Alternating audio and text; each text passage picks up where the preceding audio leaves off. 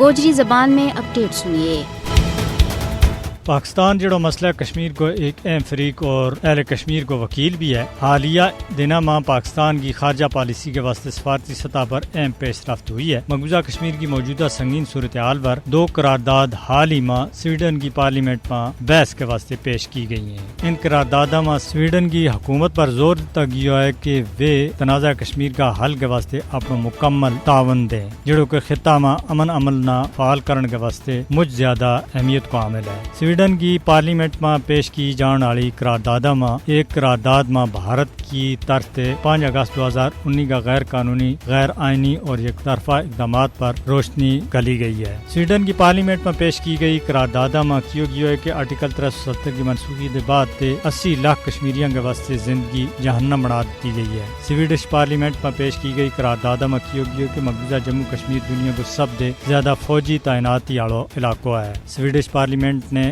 کیا ہے کہ کشمیری عوام نہ ان کا اظہار آزادی رائے اور تحریک آزادی کشمیر کا حق غیر معینہ مدت تک محروم رکھنا بین الاقوامی انسانی حقوق کنونشنز کی سراسر خلاف ورزی ہے۔ سویڈن کی پارلیمنٹ میں کیا گیا ہے کہ بھارت نہ کشمیریوں نہ اجتماعی سزا دین دے باز آنا چاہیے۔ سویڈش پارلیمنٹ میں پیش کی جان والی قرارداد میں مقبوضہ جموں کشمیر کی صورتحال نہ مجھ زیادہ نازک قرار دیتا گیا ہے۔ ان قرارداد میں سویڈن کی تمام جماعت پر زور دیتا گیا کہ وہ تنازع کشمیر کا پرامن حل کے واسطے اپنا کردار ادا کریں۔ سویڈش پارلیمنٹ میں پیش کردہ قرارداد میں بھارتی فوجیوں کے ہاتھوں بنیادی انسانی حقوق کی خلاف ورزیاں اور مقبوضہ کشمیر میں بھارتی مظالم نہ اجاگر کر گئے بھارت کا صفاق چہرہ نہ بے نقاب کر دیتا گیا ہے۔ سویڈن کی پارلیمنٹ میں پیش کی جان والی قراردادوں پر اس مہینہ کا آخر میں بحث کی جائے گی۔ خوشی والی گل یہ ہے کہ 2 قرارداداں سویڈن کی حکمران جماعت سوشل ڈیموکریٹک پارٹی کا 2 ارکان نے پیش کیے۔ دنیا کا دوجا ممالک اور انصاف پسند لوگوں نے بھی سویڈن حکومت اور اراکین پارلیمنٹ کا طرح بھارتی دہشت گردی کا